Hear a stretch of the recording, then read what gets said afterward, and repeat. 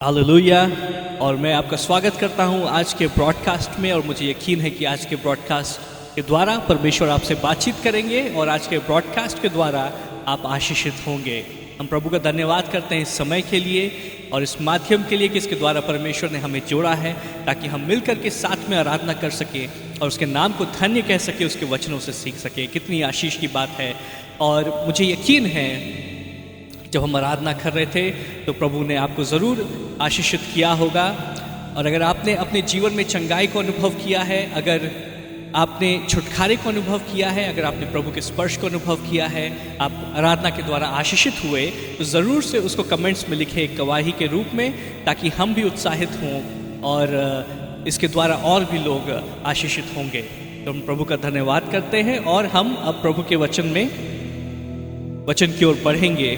और आज का जो विषय है वो मेरे हृदय के काफ़ी नज़दीक है और एक संवेदनशील विषय है, क्योंकि इसको लेकर के कलीसिया में दो मत हैं। और मेरी प्रार्थना है कि आज इस संदेश के द्वारा इस विषय पे जितने लोग सुन रहे हैं उनको इस विषय पे क्लैरिटी मिले, सारी बातें साफ हो जाए, सारी बातें बिल्कुल वचन के अनुसार अच्छे प्रकार से समझ में आए।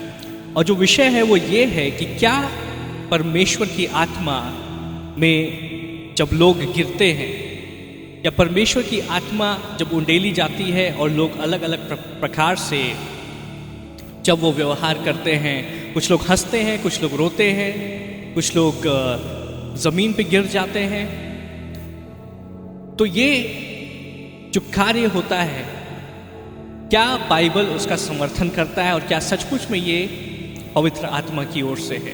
तो एक मत है और कई कलीसिया के अगुओं को मैंने ये कहते हुए सुना है कि ये परमेश्वर की ओर से नहीं है, कि पवित्र आत्मा कभी लोगों को नहीं गिराता है। और ऐसा कहीं भी बाइबल में नहीं लिखा हुआ है कि पवित्र आत्मा के अभिषेक में लोग गिरते हैं। और जब मैं इन बातों को सुनता हूँ तो मुझे बड़ा दुख होता है, क्योंकि मेरे अनुसार और बाइबल के अनुसार ये बातें एक गलत डॉक्ट्रिन को, एक गलत शिक्षा को कलीसिया में फैला रही हैं कि परमेश्वर की आत्मा जब उंडेली जाती है तो उसका प्रकटीकरण जो है, उसका प्रकट होना लोगों के जीवन में वो इन बातों के द्वारा नज़र नहीं आता है। और मैं चाहता हूं कि मैं इसके विषय में आपसे बातचीत करूं और इसके विषय में बातों को मैं साफ करूं, क्योंकि अगर लोगों को ये सिखाया जाएगा कि चंगाई नहीं होती, जैसे कई कलीसिया में सिखाया जाता है कि यीशु मसीह के वचन के अनुसार जब बाइबल आ गई, जब बाइबल कलीसिया में आ गई, तो जब बाइबल आई तो उसके बाद से चिन्ह और चमत्कार होना बंद हो गए, जो कि एक गलत डॉक्ट्रिन है, एक गलत शिक्षा है। और जब इस गलत शिक्षा को कलीसिया में प्रचार किया जाता है तो क्या होता है कि लोग अपनी चंगाई के लिए विश्वास करना बंद कर देते हैं। उनको सिखाया गया कि परमेश्वर अब चंगा नहीं करता है, अब मिरेक्युलस हीलिंग्स नहीं होती हैं, अब चमत्कारी रूप से परमेश्वर चंगा नहीं करता है, और वो चंगाई के लिए विश्वास करना बंद कर देते हैं। और परमेश्वर के वचन में ये बात साफ रीति से लिखी हुई है कि जैसा तेरा विश्वास हो वैसा ही तेरे साथ हो जाए। और मुझे लगता है कि शत्रु के द्वारा एक सोची समझी हुई साजिश है, एक नीति है। वो चाहता है कि ऐसी शिक्षाओं को कलीसिया में धीरे से फैला दिया जाए जो लोगों को परमेश्वर की बातों के लिए, उसके चिन्ह चमत्कार और छुटकारे के लिए विश्वास करने से रोके। और जब लोग विश्वास ही नहीं करेंगे तो वो उन चिन्ह और चमत्कारों को अपने जीवन में होता हुआ देखेंगे भी नहीं। उसी प्रकार से जैसे चंगाई के विषय में एक झूठी शिक्षा प्रचलित है, उसी प्रकार से मैं देखता हूं कि परमेश्वर की आत्मा के दूसरे कार्यों के विषय में भी एक शिक्षा आजकल प्रचार की जा रही है कि परमेश्वर की आत्मा और उसकी महिमा जब प्रकट होती है, जब अगुए प्रार्थना करते हैं तो लोग जब परमेश्वर की आत्मा से भर के गिरते हैं, उसका बाइबल समर्थन नहीं करती है। और मैं आज आपको बताना चाहूँगा कि जो लोग इन बातों को कह रहे हैं, मुझे लगता है कि उन्होंने परमेश्वर के उस गहरे अभिषेक को अपने जीवन में कभी अनुभव नहीं किया है, और उन्होंने बाइबल का अध्ययन ठीक प्रकार से नहीं किया है। जो इतनी बोल्डनेस के साथ कहते कि परमेश्वर के वचन में कहाँ लिखा है कि लोग परमेश्वर की उपस्थिति में गिरते हैं, तो मैं आज साफ रीति से आपको वचन के अनुसार मैं बताऊंगा कि कैसे परमेश्वर की उपस्थिति जब आती है तो लोग परमेश्वर की आत्मा में, इस आत्मा से भर के न सिर्फ गिर जाते हैं परंतु अलग अलग प्रकार से उसका प्रकटीकरण होता है।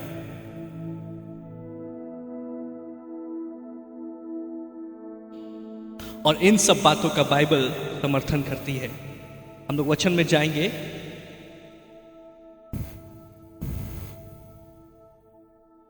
पहला राजा उसका 8 अध्याय का 10 पद, और यहां इस प्रकार से लिखा है, जब याजक पवित्र स्थान से निकले तब यहोवा के भवन में बादल भर आया, और बादल के कारण याजक सेवा टहल करने को खड़े न रह सके, क्योंकि यहोवा का तेज यहोवा के भवन में भर गया था।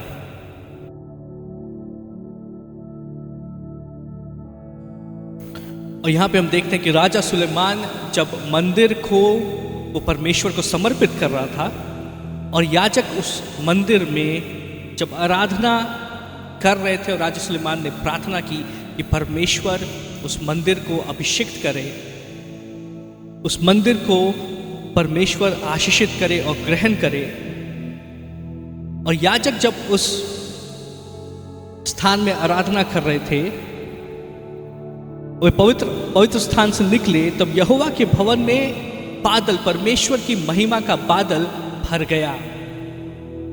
और ये कोई सोचने वाली बात नहीं है कि उन्हें लगा कि बादल भर गया, उन्हें ऐसा महसूस हुआ कि कुछ भर गया, परंतु क्या हुआ कि परमेश्वर की महिमा का बादल, जिसको वो देख सकते थे, जिसको वो अनुभव कर सकते थे, परमेश्वर की महिमा का बादल जो कि सामर्थ्य से भरा हुआ है। मैंने बीते दिनों में प्रचार किया है और मैं फिर से इस बात को बताता हूँ कि जब भी परमेश्वर की महिमा प्रकट होती है, परमेश्वर की महिमा के साथ परमेश्वर की सामर्थ बहना शुरू हो जाती है। परमेश्वर की सामर्थ भी वहाँ प्रकट होगी जहाँ परमेश्वर की महिमा होगी। और जब परमेश्वर की महिमा का बादल उस स्थान में भर गया तो उसका प्रभाव क्या हुआ लोगों के ऊपर, याजकों के ऊपर। वचन बताता है, और बादल के कारण याजक सेवा टहल करने को खड़े ना रह सके। हालेलुया। फिर से एक बार बताता हूं, बादल के कारण याजक सेवा टहल करने को खड़े ना रह सके, क्योंकि यहोवा का तेज यहोवा के भवन में भर गया था। हालेलुया। हम देखते जब यहोवा का तेज प्रकट होता है, जब यहोवा की महिमा प्रकट होती है, जब परमेश्वर की सामर्थ प्रकट होती है, तो लोगों के ऊपर उसका एक प्रभाव होता है, एक प्रभाव पड़ता है। ये एक एविडेंस है, ये प्रमाण है। जब परमेश्वर की महिमा प्रकट होती है तो लोग उससे अछूते नहीं रहते, परंतु लोग उसको महसूस कर सकते हैं और अनुभव कर सकते हैं। और उसका एक प्रभाव जो इंसान के शरीर के ऊपर होता है वो ये है कि मनुष्य का शरीर परमेश्वर की उपस्थिति में अपने खड़े होने के संतुलन को होने लगता है, उनको हल्का महसूस होने लगता है, और जैसा वचन बताता है वे खड़े ना रह सके। लोग परमेश्वर की उपस्थिति में से इतने भर जाते हैं, इतना परमेश्वर की उपस्थिति से इतना वो they are so filled with the spirit, इतना परमेश्वर की उपस्थिति से वे भर जाते हैं कि वे खड़े नहीं रह सकते हैं, वे गिर जाते हैं। और ये परमेश्वर की उपस्थिति के प्रकट होने का एक प्रभाव है जो मनुष्यों के ऊपर होता है। दूसरा हम देखेंगे उदाहरण,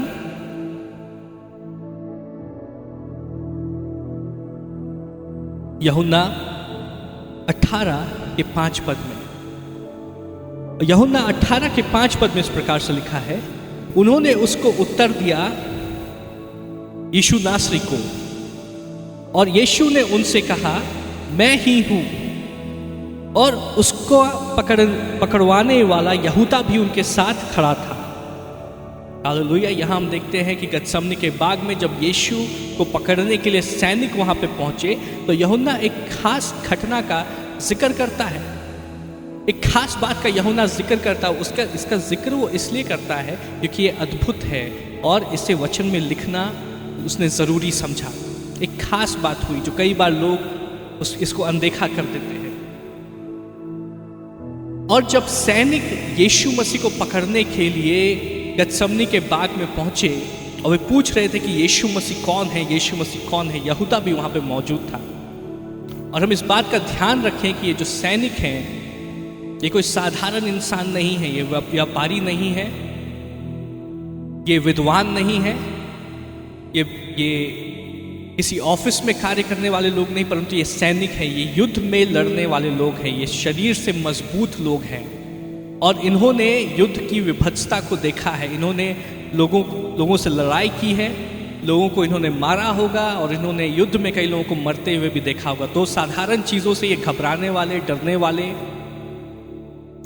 या कमजोरी के कारण मूर्छित होने वाले लोग नहीं। लेकिन इन सैनिकों के साथ में कुछ अद्भुत घटना है। यहाँ पे यूहन्ना 18:6 18:6 में इस प्रकार से लिखा है, उसके यह कहते ही कि मैं हूं, वे पीछे हटकर भूमि पर गिर पड़े। हालेलुया। परमेश्वर का वचन कह रहा है कि जैसे ही यीशु मसीह ने कहा कि मैं हूं, और यीशु मसीह ने इस बात को अधिकार के साथ कहा कि मैं हूं, वो पूछ रहे थे कौन है यीशु, यीशु कौन है। और जब यीशु मसीह ने सामर्थ के साथ में कहा कि यीशु मैं हूं, और जब यीशु मसीह ने अधिकार के साथ इस बात को कहा, अभिषेक रिलीज हुआ, अनॉइंटिंग, वो महिमा प्रकट हुई। और जो महिमा प्रकट हुई तो वे जो सैनिक जो यीशु मसीह को पकड़ने के लिए आए थे वे यीशु मसीह के सामने खड़े ना रह सके। वे पीछे की तरफ, ऐसा लगा जैसे किसी ने उनको धक्का दे दिया हो, किसी सामर्थ्य ने उनको पीछे ढकेल दिया हो, और वे परमेश्वर की महिमा के सामर्थ्य से पीछे उन्होंने धक्का खाया और धक्का खा करके वे भूमि पर गिर पड़े।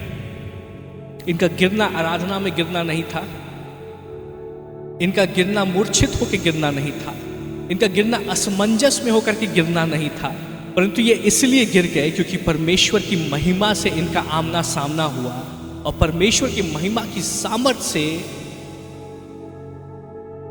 इनको किसी सामर्थ ने ऐसा धकेला, ये पीछे भूमि पर गिर पड़े। परमेश्वर की महिमा से जब इनका आमना सामना हुआ तो ये अपने बैलेंस को बना के नहीं रख पाए, और परमेश्वर की महिमा का प्रभाव इनके शरीर पर ऐसा पड़ा कि ये अपने पैरों पे खड़े ना रह सके और खुद ब खुद ये पीछे धक्का खा करके गिर पड़े।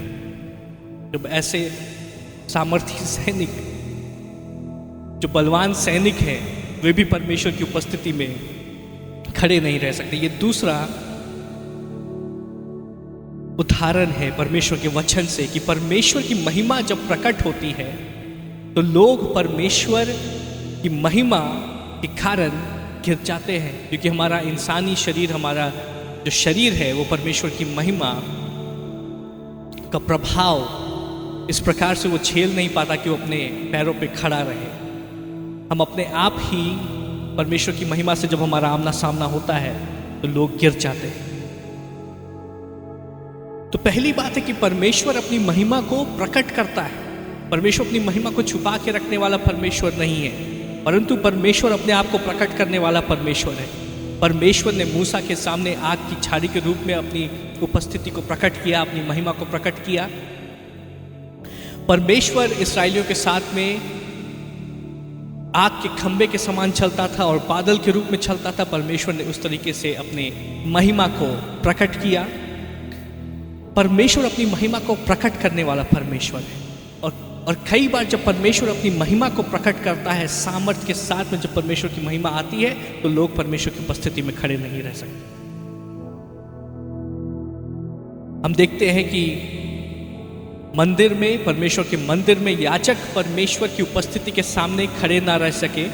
जब यीशु मसीह ने इस बात की घोषणा की कि यीशु मैं ही हूँ, मसीह मैं ही हूँ, जब उन सैनिकों को इस बात को बताया तो सैनिक अपने आप ही परमेश्वर यीशु मसीह की महिमा के सामने, परमेश्वर की महिमा के सामने वे खड़े ना रह सके, परंतु खुद ब खुद वे गिर पड़े।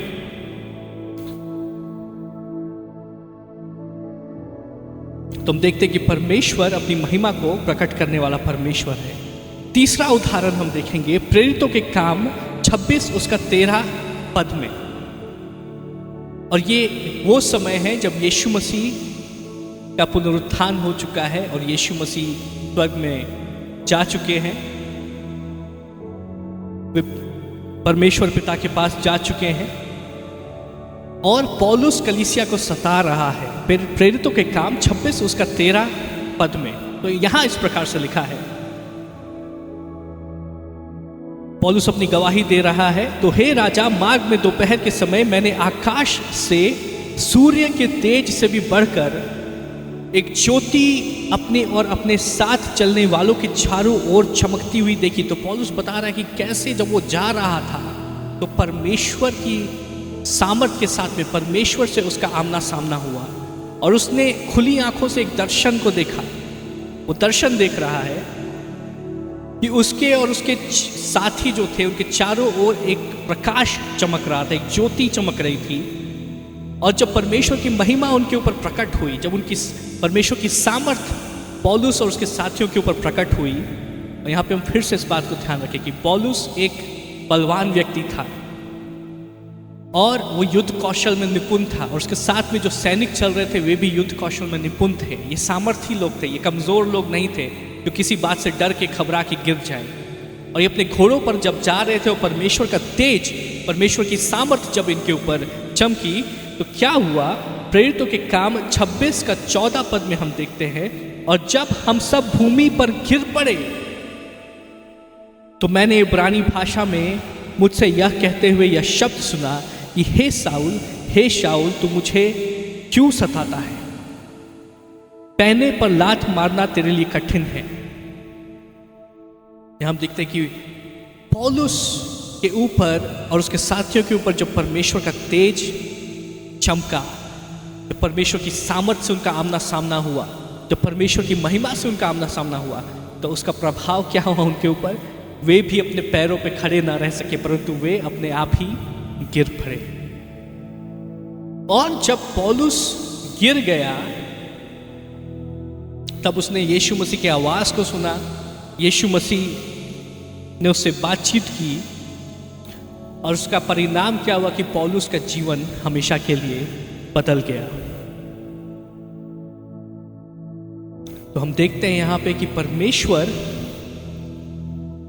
अपनी सामर्थ को लोगों के ऊपर प्रकट करता है, और लोग परमेश्वर की सामर्थ जब लोगों के ऊपर प्रकट होती है, जब लोगों का आमना सामना परमेश्वर की महिमा से होता है, जब पवित्र आत्मा के अभिषेक से उनका आमना सामना होता है, तो मनुष्य कई बार अपने पैरों पे खड़ा नहीं हो पाता और वो परमेश्वर की उपस्थिति से भर के अपने आप ही वो गिर पड़ता है। ये जानबूझ करके गिरना नहीं हुआ।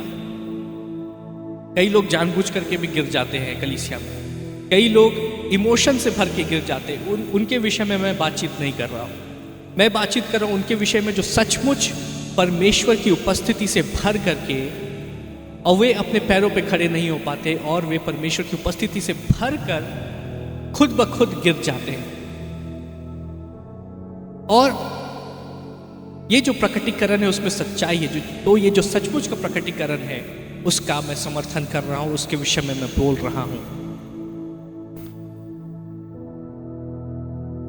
और क्या होता है जब लोग परमेश्वर की उपस्थिति में गिर जाते हैं? कुछ खास बातें होती हैं, जैसा पौलुस के साथ में हुआ। पौलुस जब गिरा तो उसने अपने पुराने व्यक्तित्व से छुटकारा पाया। पौलुस उस समय शाऊल था और वो परमेश्वर के लोगों को सता रहा था, लेकिन जब वो परमेश्वर की उपस्थिति में वो गिर गया तो क्या हुआ कि उसका जीवन बदल गया और वो शाऊल से पौलुस बन गया। और पौलुस का ये कहना था कि जीना मेरे लिए मसीह है और मरना मेरे लिए मुनाफा है। जब परमेश्वर की उपस्थिति से हमारा आमना सामना होता है तो हमारा जीवन बदल जाता है। क्योंकि दूसरे मत के लोग ये कहते हैं इससे कोई फायदा नहीं है।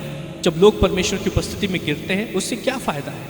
वे गिरते हैं, वो उठ के खड़े हो जाते हैं और उससे उनके जीवन में कोई प्रभाव नहीं पड़ता है। मैं आपको बताना चाहता हूँ, जब सचमुच में लोग परमेश्वर की उपस्थिति में गिरते हैं उनका जीवन बदल जाता है, उनका साक्षात्कार यीशु मसीह के साथ में होता है। वे यीशु मसीह की आवाज़ को सुन सकते हैं, वे यीशु मसीह के दर्शन को देख सकते हैं। यीशु मसीह उनके जीवन में, उनकी आत्मा में, उनके प्राण में एक गहरा काम करता है और उनके जीवन को हमेशा के लिए बदल देता है।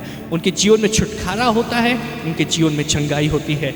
एक वचन हम देखेंगे मरकुस 9:26 में, यहाँ पे इस प्रकार से लिखा हुआ है कि एक दुष्टात्मा से ग्रसित बच्चा जब उसको यीशु मसीह के सामने लाया गया और उसको मिर्गी पड़ने की समस्या थी कि एक दुष्टात्मा उसको आग में और पानी में गिरा दिया करती थी। जब यीशु मसीह ने उस दुष्टात्मा को निकलने की आज्ञा दी तो क्या हुआ, तब वह चिल्लाकर और उसे बहुत मरोड़ कर निकल आई और बालक मरा हुआ सा हो गया। तो बालक क्या हुआ, जब उसका डिलीवरेंस हुआ, जब छुटकारा हुआ तो बालक खड़ा नहीं रहा, बालक गिर गया था। यहां तक कि बहुत लोग कहने लगे कि वो मर गया है। तो पौलुस और इस घटना के विषय में अगर हम देखें तो पौलुस जब गिरा तो उसका पुराने व्यक्तित्व से उसका छुटकारा हुआ, उसका डिलीवरेंस हुआ। जब ये बच्चा गिर गया तो ये बच्चा उस दुष्टात्मा से उसका छुटकारा हुआ, डिलीवरेंस हुआ और उसकी चंगाई हुई। पौलुस की आत्मिक चंगाई हुई, पौलुस का जीवन बदल गया, पौलुस परमेश्वर के पीछे चलने लगा और पौलुस ने अपने जीवन से परमेश्वर को महिमा दी। तो जब लोग परमेश्वर की उपस्थिति, जब परमेश्वर की उपस्थिति से उनका आमना सामना होता है, वे परमेश्वर की उपस्थिति में गिर जाते हैं, वे परमेश्वर की उपस्थिति को अनुभव करते हैं। और ये एक बहुत ही खूबसूरत अनुभव होता है जब हम पवित्र आत्मा की उपस्थिति को अपने जीवन में अनुभव करते हैं। मैंने व्यक्तिगत रूप से कई बार अनुभव किया है और ये बड़ा ही खूबसूरत अनुभव है। और मैं नहीं चाहता कि किसी झूठी शिक्षा के कारण लोग इस अनुभव से वंचित रह जाएं। इसलिए मेरे हृदय पे ये बोझ है कि इसके विषय में मैं साफ रीति से, जितनी अच्छी प्रकार से मैं आपको बता सकता हूँ मैं बताऊँ। जब लोग परमेश्वर की उपस्थिति में, पवित्र आत्मा की सामर्थ्य में गिर जाते हैं, उनके जीवन में अद्भुत काम होते हैं, छुटकारे होते हैं, चंगाइयाँ होती हैं, उनका जीवन बदल जाता है, वे सामर्थ्य से भर जाते हैं, उनकी डेस्टिनी उनके जीवन में रिलीज हो जाती है। हम प्रभु का धन्यवाद करते हैं परमेश्वर के वचन के लिए। आगे हम देखेंगे, दो बातें हमने देखी। परमेश्वर अपने महिमा को, अपने सामर्थ्य को प्रकट करता है। दूसरी बात हमने देखी, जब परमेश्वर अपनी महिमा और अपने सामर्थ्य को लोगों के ऊपर प्रकट करता है तो उसका प्रभाव हम लोगों के ऊपर देख सकते हैं। पेंतिकोस्त के दिन के विषय में लिखा हुआ है कि जब पवित्र आत्मा आया तो जितने लोग आराधना कर रहे थे वे इस प्रकार से हरकतें करने लगे, इस प्रकार से व्यवहार करने लगे जैसे कि उन्होंने किसी प्रकार का नशा किया हुआ हो। और लोग कहने लगे, अरे इन्होंने तो शायद शराब पी है, इन्होंने ये नशे में है, इसलिए इस प्रकार से हरकतें कर रहे हैं। वे अन्य अन्य भाषाओं में बोल रहे थे। लेकिन मैं ये सवाल पूछता हूँ कि जो व्यक्ति जिसने नशा किया हुआ है, जो नशे में धुत है, क्या वो व्यक्ति सीधा चलता है? वो व्यक्ति सीधा नहीं चलता, वो लड़खड़ाता है और वो गिर जाता है। जो व्यक्ति नशे में होता है वो आपसे सीधे तरीके से बात नहीं करता। वो कई बार क्या करता है, वो रोता है, कई बार वो हंसता है। और इस प्रकार से जब बातें होती तो लोग समझ जाते हैं कि इसने किसी प्रकार का नशा किया होगा। और लोगों ने इस बात को नोटिस किया, इस बात को उन्होंने देखा कि जब पेंतेकोस्त के दिन पवित्र आत्मा परमेश्वर के लोगों के ऊपर उतरी तो इस प्रकार से हरकतें कर रहे थे कि वे नशे में हों। और बड़े ही संक्षेप में वहाँ पे लिखा हुआ है। लेकिन मैं आपको बताऊं कि उनमें से कुछ लोग हंस रहे होंगे, कुछ लोग रो रहे होंगे, कुछ लोग परमेश्वर को पुकार रहे होंगे, कुछ चिल्ला रहे होंगे, वे अन्य अन्य भाषाओं में बात कर रहे थे, वे लड़खड़ा रहे थे, वे परमेश्वर की उपस्थिति से इस प्रकार से भर गए थे, इतना भर गए थे, वे परमेश्वर की उपस्थिति में इतना खो गए थे कि उनको शुद्ध बुद्धि नहीं थी कि वे कहाँ हैं और क्या कर रहे हैं। और ऐसा कई बार होता है, ऐसा हमने कलीसिया में भी होता हुआ देखा है। जब परमेश्वर की उपस्थिति उतरती है तो हम इस बात को समझ जाते हैं कि परमेश्वर की उपस्थिति हमारे बीच में है। जब लोगों के बीच में ये चिन्ह दिखना शुरू हो जाता है, दुष्ट आत्माएं भागने लगती हैं, लोग रोते हैं, वे परमेश्वर की उपस्थिति को अनुभव करते हैं, उसके प्रेम को अनुभव करते हैं, उसकी करीबी को अनुभव करते हैं, लोगों के हृदय चंगाई को पाते हैं, टूटे हुए हृदय चंगाई को प्राप्त करते हैं, जो निराश है वो आशा को पाते हैं, वे आनंद के साथ में हंसने लगते हैं। और इन सब चिन्हों से हमें पता चल जाता है कि परमेश्वर की उपस्थिति उंडेली गई है। ठीक उसी प्रकार से जैसे पेंतिकोस्त के दिन परमेश्वर की उपस्थिति उंडेली गई थी। और लोग पूछते, बाइबल में कहाँ लिखा है कि जब पवित्र आत्मा उंडेली जाती है, जब परमेश्वर की सामर्थ आती है तो लोग गिर जाते हैं। मैं आपको बताऊं कि वैसे लोगों ने बाइबल ठीक प्रकार से नहीं पढ़ा है और उन्होंने परमेश्वर के अभिषेक को, परमेश्वर की अनॉइंटिंग को अपने जीवन में इस प्रकार से अनुभव नहीं किया है। मेरा आग्रह है ऐसे लोगों से, ऐसे अगुओं से, कि परमेश्वर आपसे उस अभिषेक को रोक करके नहीं रखेगा। अगर आप उसको पुकारेंगे, आप परमेश्वर को बोलेंगे कि प्रभु मुझे भी पवित्र आत्मा का अनुभव चाहिए, तो प्रभु आपको भी वो अनुभव देगा। आप झूठी शिक्षा देना बंद करें और आप परमेश्वर से प्रार्थना करना शुरू करें। वचन बताता है कि परमेश्वर का राज्य बातों में नहीं परंतु सामर्थ्य में है। अच्छी अच्छी बातों को कहने से कुछ नहीं होगा, अच्छी अच्छी बातों को बताने से कुछ नहीं होगा, परंतु हमें उन बातों को परमेश्वर लोगों के जीवन में वो फलवंत हो, उसके लिए ज़रूरी है कि वे बातें परमेश्वर की आत्मा और उसकी सामर्थ्य के द्वारा सींची जाए। अब परमेश्वर के अभिषेक के लिए प्रार्थना करें। हालेलुया। और मैं भी लगातार प्रार्थना करता हूँ कि परमेश्वर के और भी गहरे अभिषेक को मैं अपने व्यक्तिगत जीवन में अनुभव करूँ और मेरे कलीसिया के लोग, हमारी कलीसिया के लोग परमेश्वर के गहरे अभिषेक को अपने जीवन में अनुभव करें। तीसरी बात, हमने दो बातें देखी। परमेश्वर अपने अभिषेक को प्रकट करता है और परमेश्वर का अभिषेक जब प्रकट होता है तो उसका प्रभाव लोगों के व्यवहार में दिखाई देता है। तीसरी बात, क्या परमेश्वर का अभिषेक हाथों के रखने से परमेश्वर का अभिषेक वो दूसरों के ऊपर उंडेला जा सकता है? क्या वो ट्रांसफर हो सकता है? हम लोग वचन से इसका उत्तर देखेंगे। पहला कुरिन्थियों 6:19 यहां इस प्रकार से लिखा है, क्या तुम नहीं जानते कि तुम्हारी देह पवित्र आत्मा का मंदिर है जो तुम में बसा हुआ है और तुम्हें परमेश्वर की ओर से मिला है और तुम अपने नहीं हो? और यहाँ पे वचन बता रहा है साफ रीति से कि जो परमेश्वर के लोग हैं उनका शरीर परमेश्वर का मंदिर है। पवित्र आत्मा हमारे अंदर वास करती है, पवित्र आत्मा हमारे साथ में लगातार बनी रहती है। तो परमेश्वर के जो अभिषिक्त हैं, जो पवित्र आत्मा से भरे हुए लोग हैं, वे पवित्र आत्मा के मंदिर हैं। They are vessels that carry God's presence and God's glory. और इसका प्रभाव क्या होता है? जब लोग परमेश्वर की उपस्थिति से भरे हुए होते हैं। प्रेरितों के काम 19:12, यहाँ तक कि रुमाल और अंगोछे उसकी देह से छुलवा कर बीमारों पर डालते थे और उनकी बीमारियां जाती रहती थीं और दुष्टात्माएं उनमें से निकल जाया करती थी। यहाँ पर लिखा हुआ है पौलुस के विषय में कि पौलुस के शरीर से जब कपड़ों को छुआ करके बीमारों पर डाला जाता था तो बीमार चंगे हो जाते थे। और जब उन कपड़ों को दुष्टात्मा से ग्रसित व्यक्ति को छुआया जाता था तो दुष्टात्माएं उनमें से निकल जाती थी। उसका मतलब है कि वो कपड़े, वो अंगोछे पौलुस के शरीर पे जब छुआए जाते थे तो वो अभिषेक उन कपड़ों के ऊपर ट्रांसफर हो जाता था।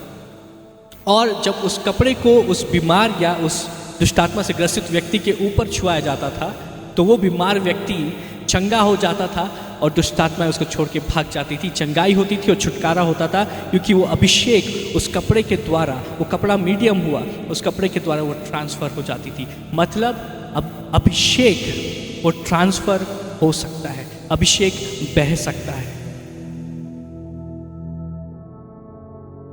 वैसा ही मरकुस 5वें अध्याय के 30 में लिखा है, यीशु ने तुरंत अपने में जान लिया कि मुझ में से सामर्थ निकली है और भीड़ में पीछे फिरकर पूछा, मेरा वस्त्र किसने छुआ? उस महिला ने विश्वास के साथ यीशु मसीह के वस्त्र को छुआ और जैसे ही छुआ अभिषेक बहा। अभिषेक छूने से बहता है, अभिषेक छूने से बहता है।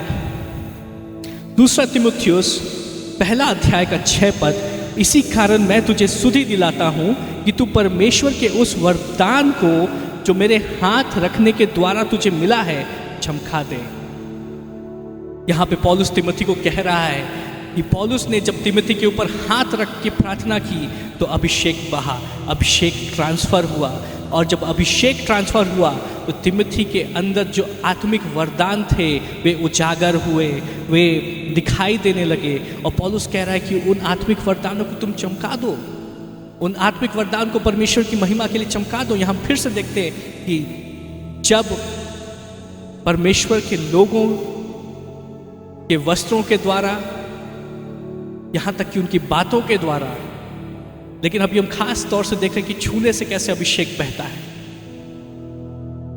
और पौलुस ने जब तिमुथी के ऊपर हाथ रख के प्रार्थना की तो अभिषेक बहा, तिमुथी का जो आत्मिक वरदान थे वे उजागर हुए। प्रेरितों के काम 8:17 तब उन्होंने उन पर हाथ रखे और उन्होंने पवित्र आत्मा पाया। हालेलुया। यहाँ पर हम देखते हैं कि जब परमेश्वर के अभिषेक लोगों ने लोगों के लिए प्रार्थना की, उनके ऊपर हाथ रख करके उन्होंने पवित्र आत्मा को पाया। जब उन्होंने पवित्र आत्मा को पाया होगा, वे अन्य भाषा में बोल रहे होंगे और जो बाकी चिन्ह और चमत्कार हुए हैं वे भी हो रहे होंगे। कई लोग गिर गए होंगे, कई लोग रो रहे होंगे, कई लोग हंस रहे होंगे, लेकिन हम देखते हैं कि जब हाथ रखा जाता है तो पवित्र आत्मा जो है वो उसका अभिषेक बहता है, उसका अभिषेक ट्रांसफर होता है। तो हमने कुछ बातों को देखा कि परमेश्वर अपनी महिमा को प्रकट करने वाला परमेश्वर है। परमेश्वर की महिमा जब प्रकट होती है तो उसका प्रभाव हम मनुष्यों के ऊपर देख सकते हैं कि मनुष्य जो है अलग अलग प्रकार से व्यवहार करते हुए रोते हैं, हंसते हैं, गिर जाते हैं। तीसरी बात है कि हम जो परमेश्वर के अभिषिक्त हैं, जिन्होंने पवित्र आत्मा की आग को पाया है, पवित्र आत्मा के अभिषेक को पाया है, वे पवित्र आत्मा के मंदिर हैं, पवित्र आत्मा उनके अंदर वास करती है। और जब परमेश्वर के अभिषिक्त लोगों के ऊपर हाथ रख करके प्रार्थना करते हैं तो सामर्थ बहती है, वो सामर्थ ट्रांसफर होती है। और जब सामर्थ ट्रांसफर होती है तो लोगों के आत्मिक वरदान उजागर होते हैं, लोग भी आत्मा से भर जाते हैं। हालेलुया।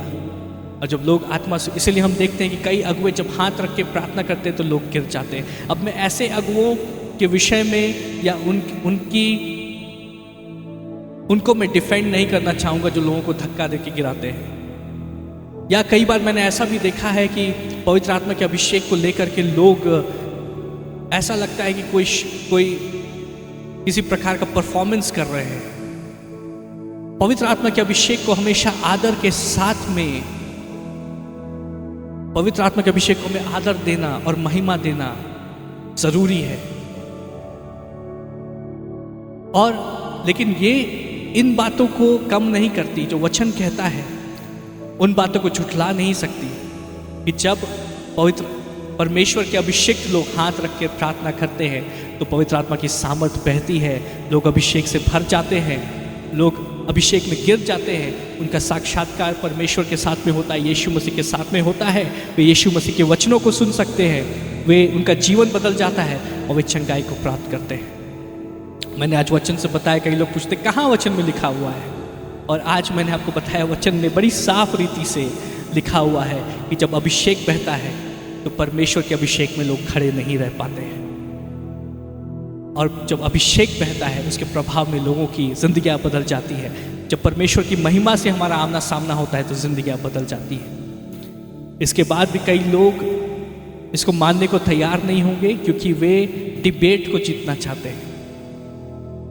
लेकिन मेरा आपसे अनुरोध है कि परमेश्वर की उपस्थिति को खोजते रहें, और जब आप परमेश्वर की उपस्थिति को खोजेंगे आप उसको ज़रूर पाएंगे। मेरी प्रार्थना है कि आप सब अभिषेक से भर जाएं और आपके जीवन के द्वारा भी पवित्र आत्मा का अभिषेक बहे। आइए इस समय हम प्रार्थना करें।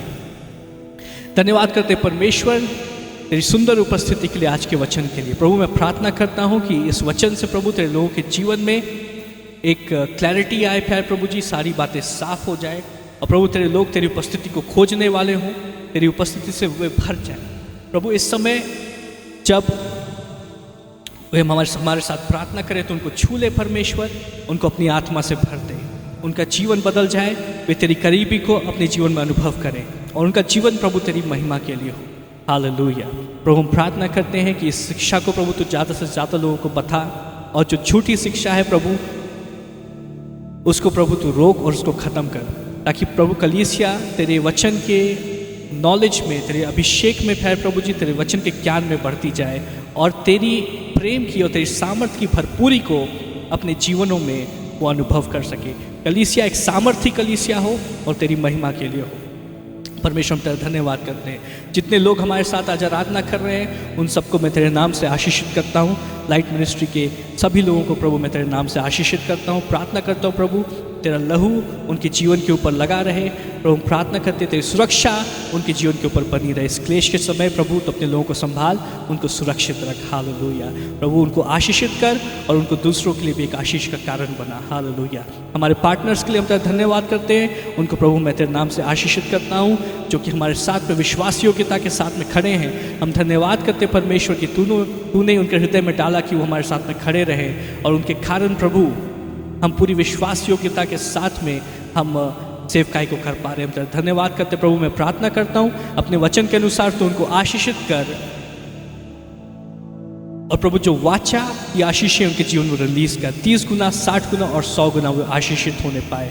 परमेश्वर प्रार्थना करते लाइट मिनिस्ट्री कलीसिया का हर एक परिवार प्रभु तेरे नाम से आशीषित हो और प्रभु तेरी महिमा लगातार करता रहे। सारी बातों के लिए हम तेरा धन्यवाद करते हैं परमेश्वर। एक बार फिर से सारी आदर और महिमा हम तुझको देते हैं। इस प्रार्थना को यीशु मसीह के नाम से मांगते हैं। दया से सुन और ग्रहण कर। आमीन। हम आपका धन्यवाद करते हैं हमारे साथ में जुड़ने के लिए और मैं आपसे अनुरोध करूंगा कि इस वीडियो को आप ज़्यादा से ज़्यादा शेयर करें ताकि ज़्यादा से ज़्यादा लोग इसके द्वारा आशीषित हो सके। और हम जल्द ही फिर से मिलेंगे आराधना के लिए और नए परमेश्वर के वचन से अध्ययन करने के लिए। प्रभु आप सबको बहुत आशीष दें।